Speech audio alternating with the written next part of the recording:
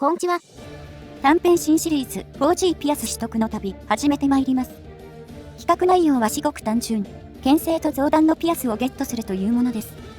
歴代作品でも入手が面倒で有名なこの防具たち。当然ながら 4G でも取得難易度は高くなっているよ。その代わり、1V で心眼や装填数アップが発動する。ぜひとも手に入れたいアイテムだね。条件はズバリ G 級冬季大会の制覇です。全クエを全部機種でクリアが必要。ランクは不問のためタイムは関係ないですが、これでも難度は非常に高いと言えるでしょう。そもそも闘技大会時代、縛りプレイを強要されるからね。慣れない武器で挑まないといけないのもそうだし。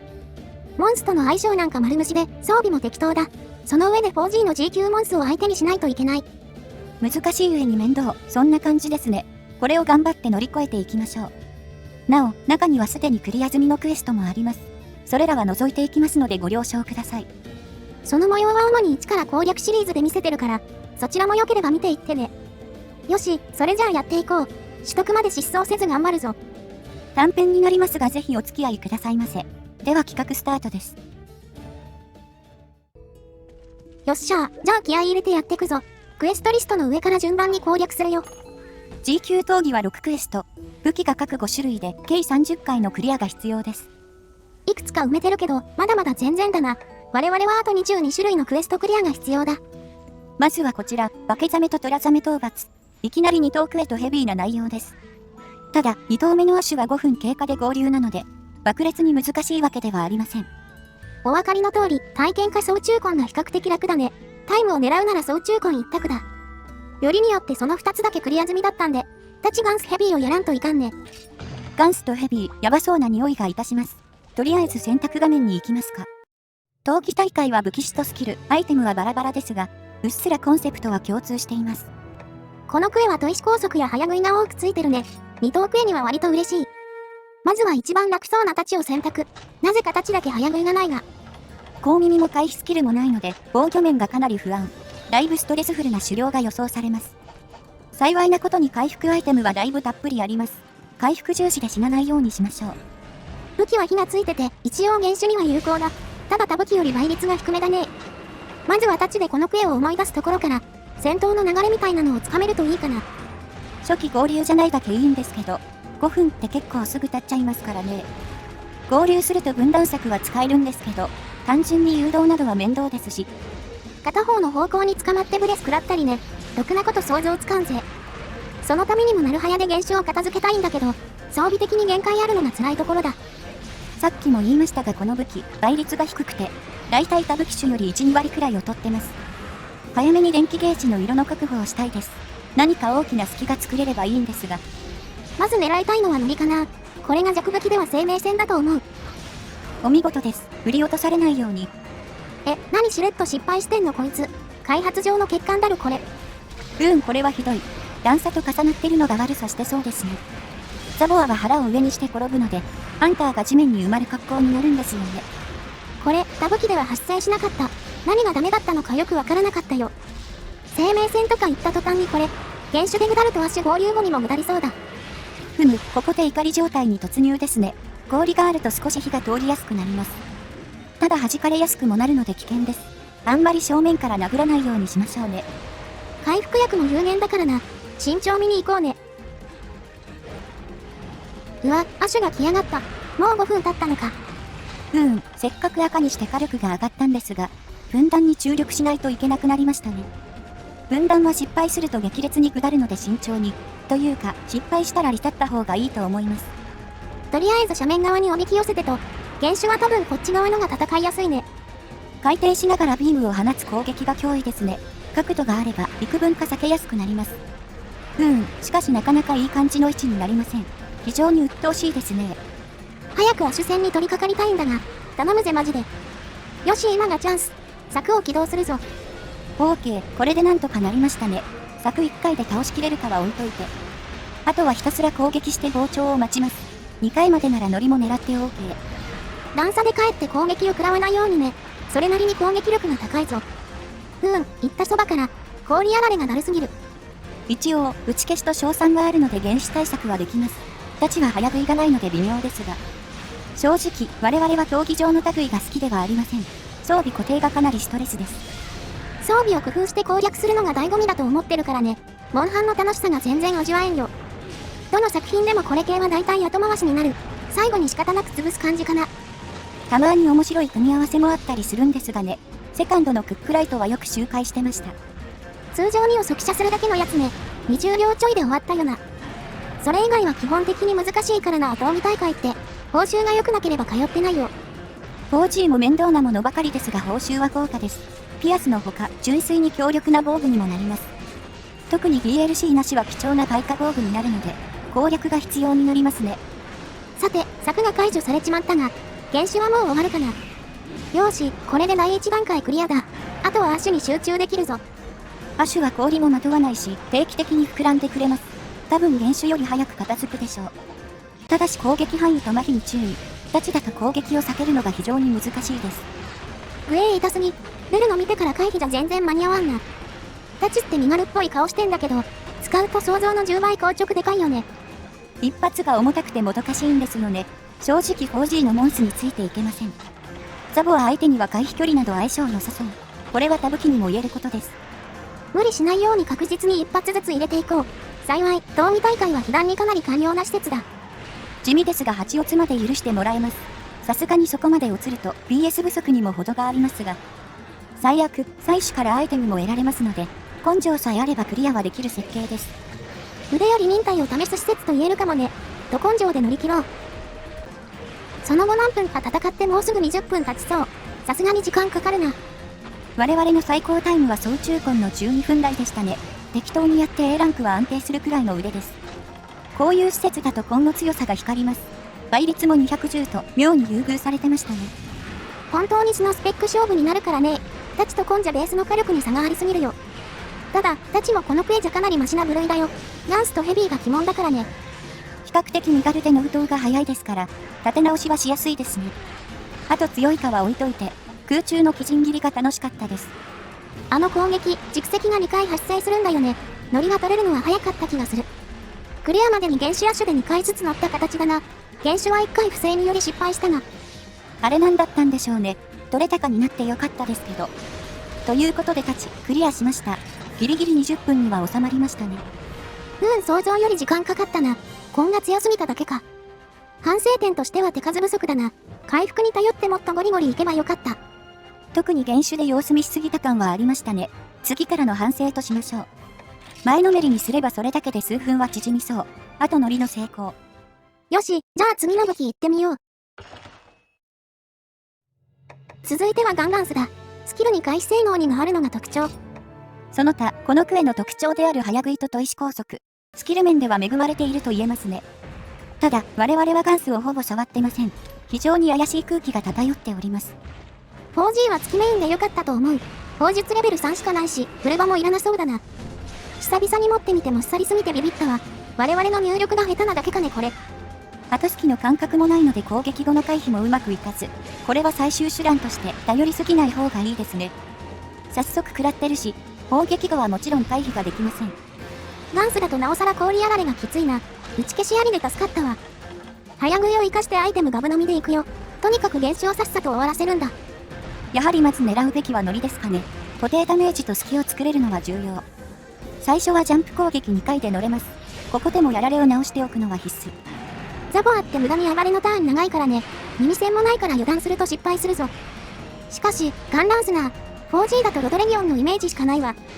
冬季大会で使うのはこれとティガ3頭ですね。ティガの方は噛み合ってて、まあまあ使えました。しかし、武器種としての魅力は正直感じません。まさか4の発掘拡散がピークだったとは。4G でレベル5が最大なのはさすがにかわいそうすぎるな。4は上位環境だから強かっただけなのに。砲撃の影がかなり薄くなりましたよね。結果7くらいまであってもよかったでしょう。ガンスも最近は割と強めの武器な印象ですけど、作品によって波ありますよね。強かったのはワールド、サンブレイク、ワイルズとかかな。我々もワイルズ攻略中はガンス使ったしね。ただ、一方で余計なもん渡されて、弱体化もよくしてるイメージあるわ。ヒートゲージにアイスボーイの鼻くそもありましたね。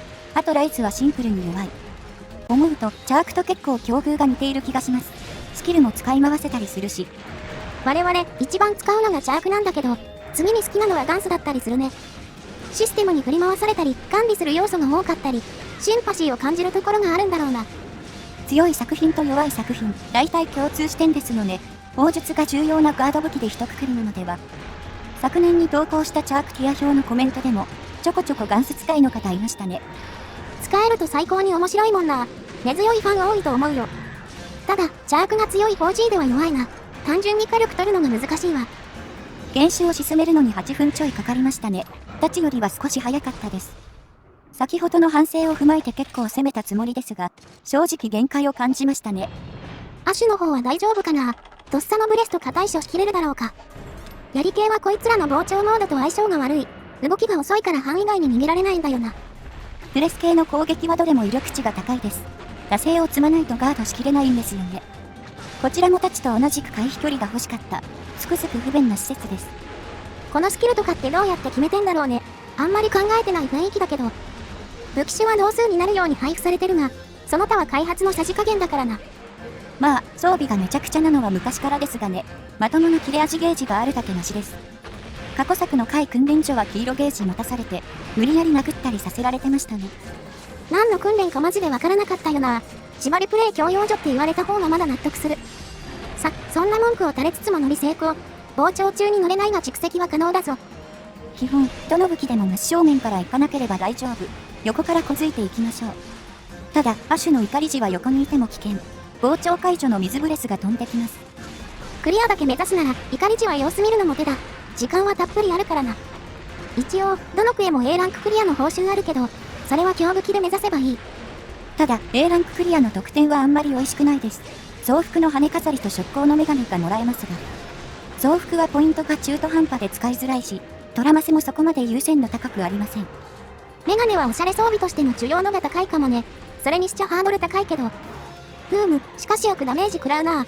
回復がガンガン減っていくぜ。早食いがついてるのでいつもより積極的に飲んでます。さすがになくなることはないと思いますけど。さあ、ガンスももう一踏ん張り。頑張りましょう。おりゃ。よーし、ガンランスも終わった。これもギリ15針に収まったか。タチより若干早かったですね。B ランクですけど。でも、クエ全体としては多少理解が進みました。やはり原種に前のめり戦法がいいですね。途中で思った通り、慣れてないと辛い組み合わせだ。単純な難易度はタチより高いと思うわ。回避2で完璧に合わせられるなら強そうだが、いろいろシビアで使いこなせんかった。改めて、サボアーシ強いですからね。次が心配。さて、ではラストのヘビー、行きましょうか。武器はキティ砲ですね。倍率222会心 10%。期待値ではガンスと並ぶ高い数値だね。スキルは装填速度と反動軽減の無難なところ。早食いがしっかりついてるのはいいね。ただし、肝心の弾強化や回避距離がありません。シールドも耳栓もないので、方向には無防備。そのため、低い機動力で無理やり立ち回る必要があります。当然、競争薬なんてものはなし。あと弾丸の調合素材がないのもだるいところだ。キティ砲は通常が強いから、これだけ撃ってたいんだが。鉄鋼とか元気とかサポート寄りの構成してる。全くソロ向けに設計されてないよ。爆破弾とかこのデータで初めて撃つかも。ちゃんと爆破取れるんでしょうかね。映像を見返すと6発目で爆発してますが、プレイ中は爆発してることに気づきませんでした。12発を全弾原種に撃ち込んでるよ。それでも爆発してないと思い込んでたね。まあ、これはまだ軽傷だからいいだろう。もともとアシュの方が物理弾を刺したいからな。ザボアの弾肉質は頭45、足や背などが40です。硬くも柔らかくもない感じ。正直、最初はどう打ち分けたもんか探り探りでした。無駄に弾が多いのも困りもの。メインの弾丸が限られてるのがかなりストレスだが、ヘビーのスペックを活かせると考えない方がいいね。これがこのクエで一番の普通枠だと思うね。ヘビーは歴代でも外れ訓練が多い印象だ。トライ G のウーガーシュもひどかった覚えがありますね。ガンナーって弾や肉質など知識を活用するものですが、訓練だとそれが固定されるんで全く面白みがありません。普段使わない人は嫌いになりますよこれ。このクエはまだ武器がまともだからマシだけど、スキルと弾が噛み合ってないんだよね。通常弾を絞られたせいで貫通まで撃たないといけない。装填数3発しかないのに。一応、膨張値には有効となりますが、わざわざこの銃でやることじゃありません。距離がないので普通に撃つだけでも難しい。スタミナにも気を使わないといけませんね。早食いはあるが、クソそのうとうと合ってない。何もかもがストレスを与えてくるぜ。なんとなく鉄鋼でスタン狙おうとしてるが、ぶっちゃけこれも正解じゃない気するな。鉄鋼ってダメージそれなりに出るんでしたっけ？ヘビーで打つものではないと思ってますが。とりあえず持ってるから消費してる感じです。原種早く倒さないといけませんし。で、結局スタンしてねえや。結構ギリギリなんだな。怒り中和をかけて何すればいいかわからん。とりあえず肉質はかなり渋くなる。唯一、背中が40通りますが、その他は20か30くらいですね。貫通で無理やり氷ごと狙っていくことにします。残弾が心配ですが言ってられません。アッシュだけになれば最悪通常1があるからな。撃てる弾は出し惜しみせず行こう。しかし装填数3は少なすぎる。自動装填のありがたみを実感してるよ。リーラはマジでソロ最強ですからね。いくら装填が早くても隙は大きいです。それを唯一補うのが通常2のしゃがみですが、乗りダウン中くらいしか狙えませんね。ダウン中でも10発程度撃つのが限度だよ。いちいち動作が遅いから撃つまでが長い。つうか怒り中に狙うべきじゃなかったな。全然ダメージ通ってねえぞこれ。3武器連続で取ってるのでだいぶ来てますね。こんなんでアッシュ大丈夫でしょうか。結論から言うと全然大丈夫じゃなかったよ。合流してぐなりが加速する。分断に成功したのはいいんですが北側が戦いづらくて、上下の傾きがさらにガンナーを苦しめます。しれっと時間も10針に突入してるし、弾の残りも着実に減ってきてますよ。原種マジでどうしていいかわからん。乗りは2回決めてるけど、有効だとは言い難いし。ほんと回避距離がないとやりづらくて仕方ないな。デフォルトにしろよこのスキル。回避距離って外すと効果を実感しますよね。抜能が遅い武器は特に重要度が高いです。さあ、ここで鬼のしゃがみで通常2を連射します。腹は一番の弱点ですが果たして。照準の移動が遅すぎて思わず笑っちゃったよ。こんなにチンタラしてたっけか。おっと、原種終わったぞ。なんとかクリアはできそうなペースだ。弾は通常2と3が80発弱残っています。あとは貫通2が半分くらい。アシュは行動が強いですが肉質は柔らかめ。氷まとわないし、よく膨らんでくれます。素の肉質もそんなに硬くならないんだよな。物理弾を多めに残したのは正解だった。こいつはノリを狙いつつ慎重に行こう。ここから9連続で映らなければ大丈夫だ。もうザボアの顔も見飽きましたしね。このテイクでしっかり決めていきましょう。さっきも言ったかもですが、本当にタイのクエストですね。武器種によってはかなり時間かかります。お使い数が多くて回復が潤沢なのはいいんだけどさ、それなら火力スキル増やしてほしかったよね。我々みたいなにわかな使い手には辛い施設だ。これでも歴代でいろんな武器は触ってんだけど。つっても、ガンナーは大体最後になりますから、触れてない作品も結構ありますけどね。積極的に一番触ったのはダブルクロスのヘビーと、バールドの弓も強くてよく持ってました。チャージステップが入って弓は革命起きたよね。どの武器も進化し続けてる。そのせいでなかなか着手しづらかったりするね。ガンナーなんてスキルもまるで違ってくるし。最近は近接武器も大概ですけどね。それぞれ必須級のスキルがあったりします。テンプレ装備を揃えたら、あとは使い方を調べて、新しい武器種に行くのってパワーいりますよね。火力が出るコンドームが作品によって違ったりするしね。作品愛と武器愛を求められるよな。貫通2を打ち切って通常3にシフトしてるな。膨張時は長弾が狙いそうだ。あんまり長弾がヒットしてる感じがありませんが、リヒットしてくれれば火力がかなり出ますね。何より装填数がかなり多いのがいいです。やっぱり弾数が重要ですよ。15度の適性を生かさないとな。